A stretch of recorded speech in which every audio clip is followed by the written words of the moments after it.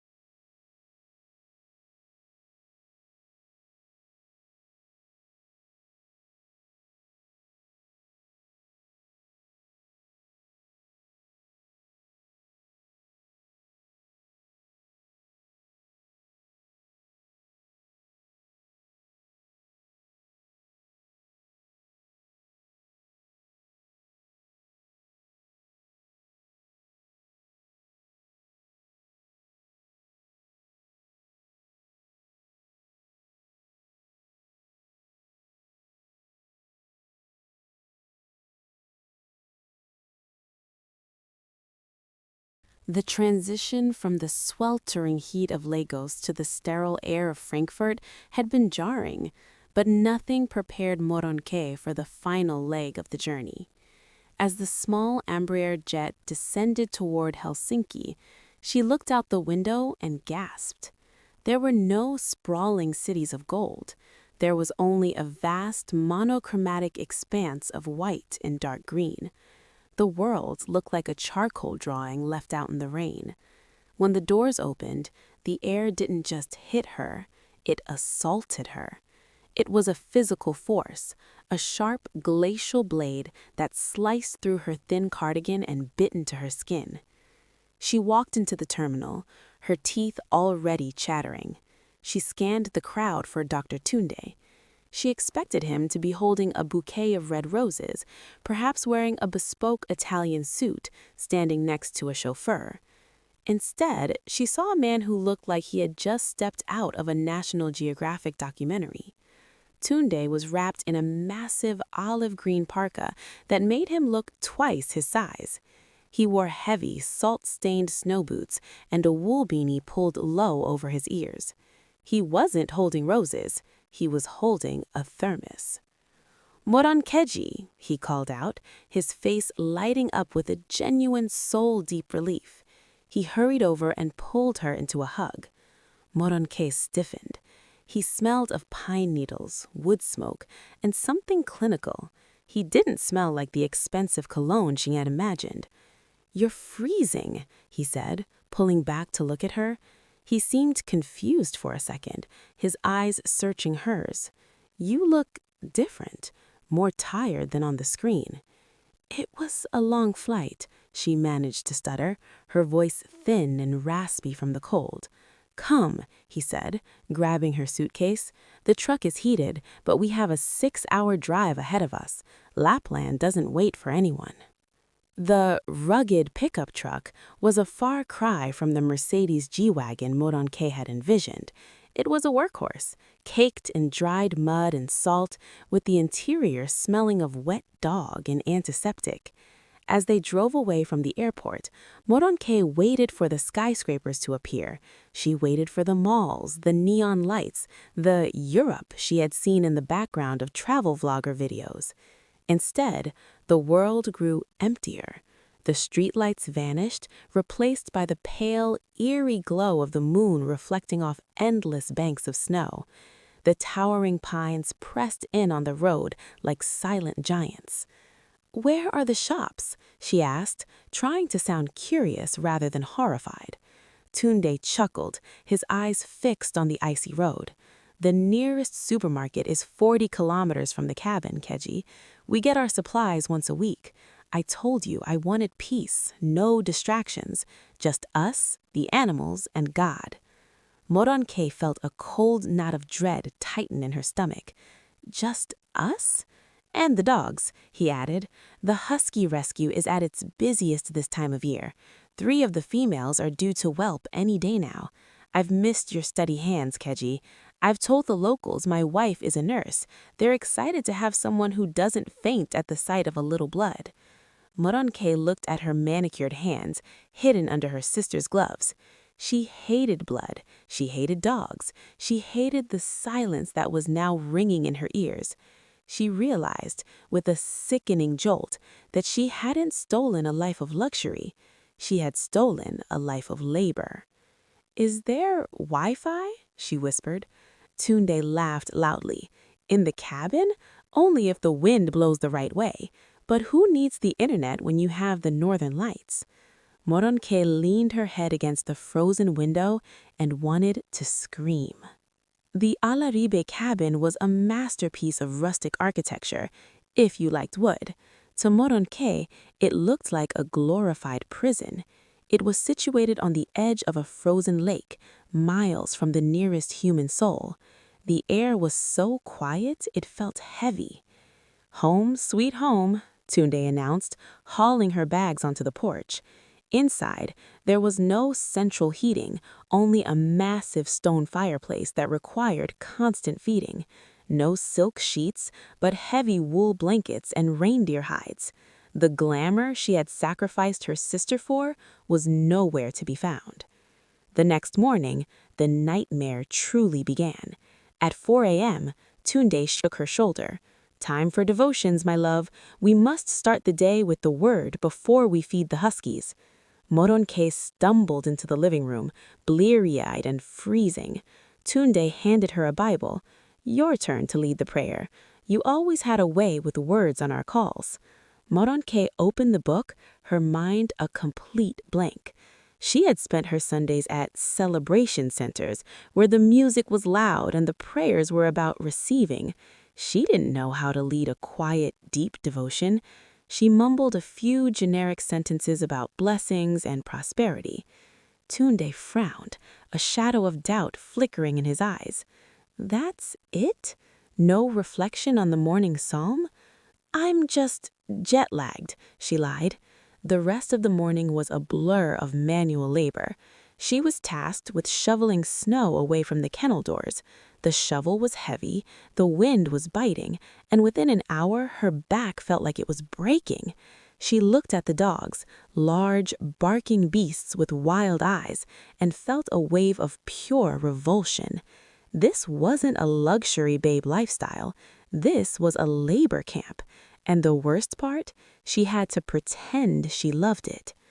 The breaking point didn't come from the cold or the dogs. It came from the kitchen. By the third day, Tunde's suspicion had grown from a shadow into a cloud. This Moronke didn't know where the medical supplies were kept. She flinched when a dog barked. She didn't sing the hymns she used to hum over the phone. "Keji," Tunde said softly, that afternoon, "I've been working with the new litter all morning. I'm starving.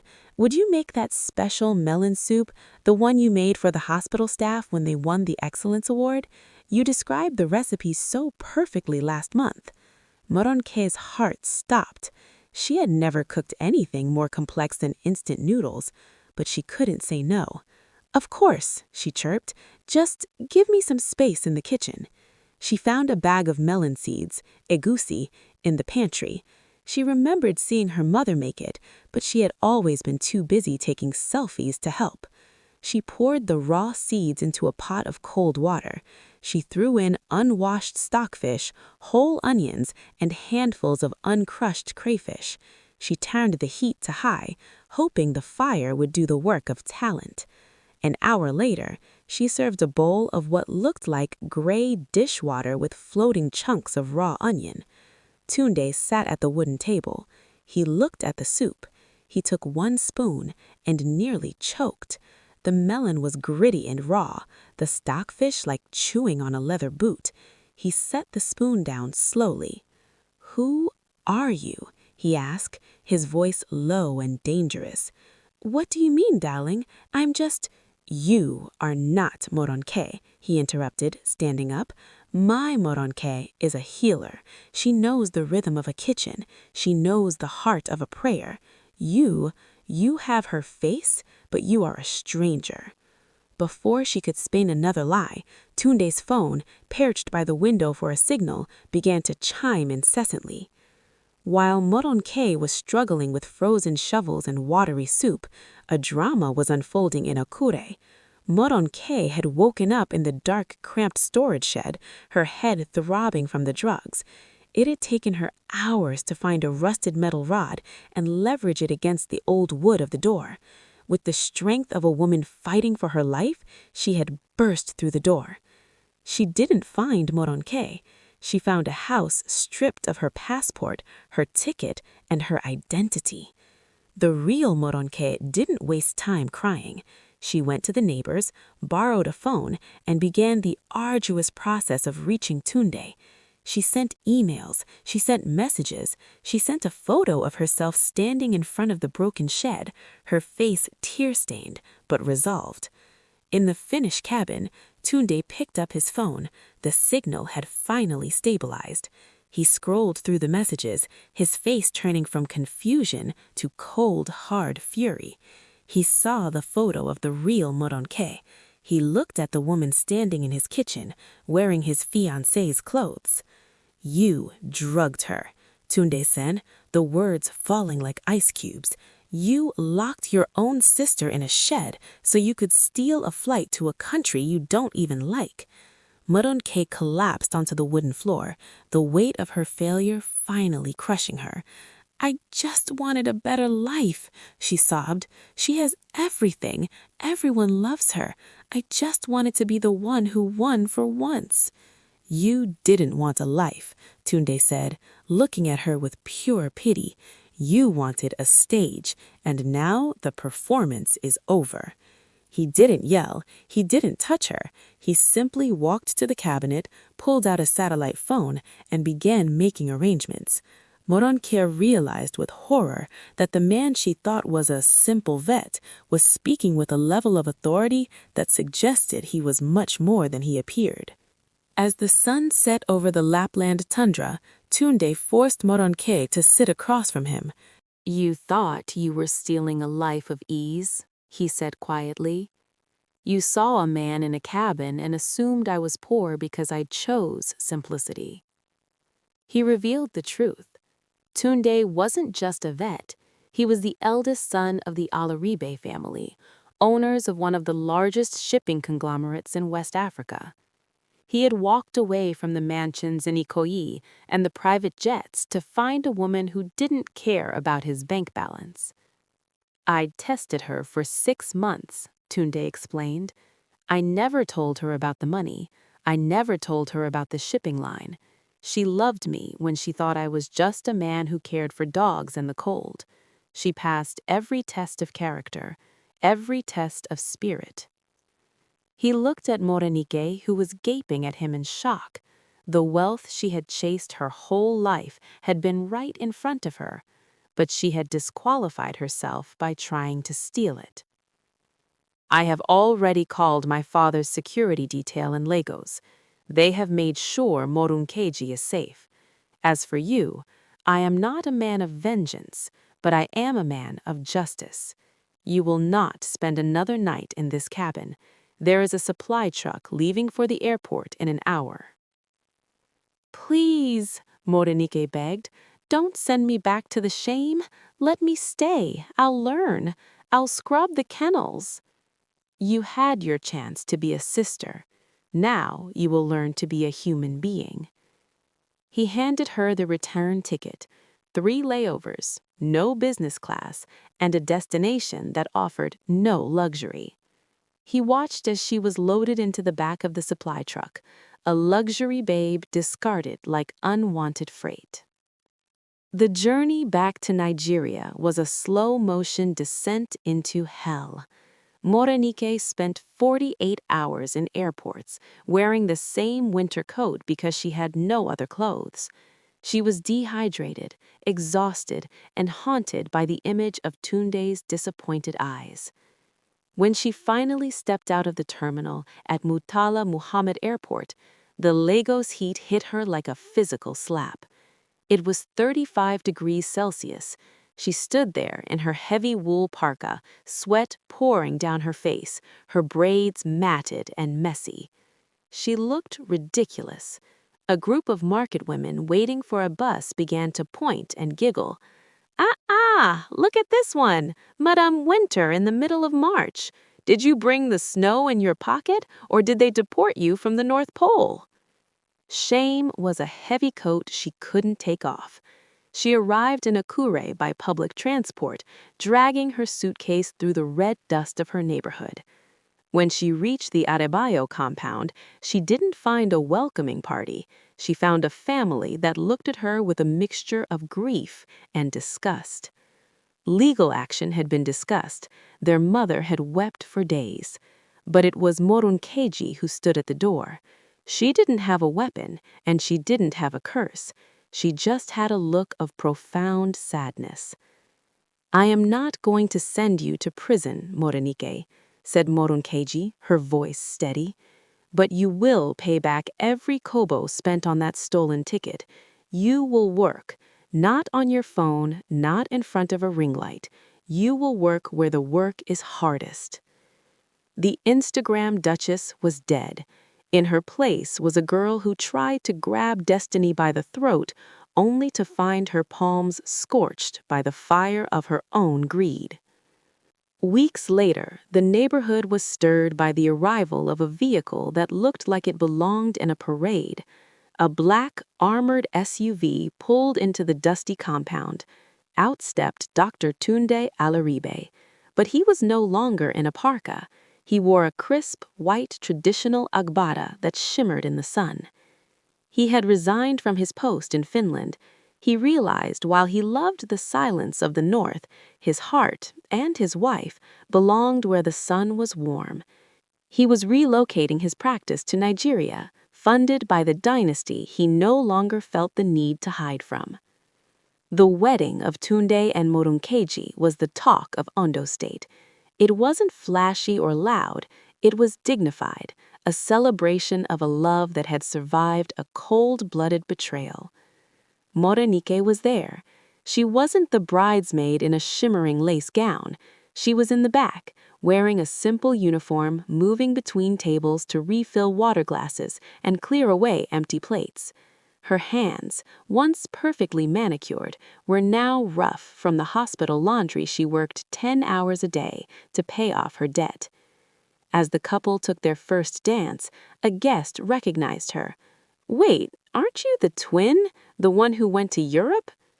Morenike paused, a tray of half-eaten appetizers in her hand. She looked at her sister, radiant in the arms of a man who truly knew her. She looked at the guests who once envied her Instagram life. "I went to the cold, but I learned that you can't steal someone else's coat and expect it to keep you warm. Destiny isn't a ticket you buy, it's a road you walk." She turned back to her work, finally understanding that the sun in Akure was bright enough if you only had the character to stand in it without burning. If this story touched you, don't forget to like the video and subscribe to the channel for more stories that inspire, teach, and entertain. Until next time, bye!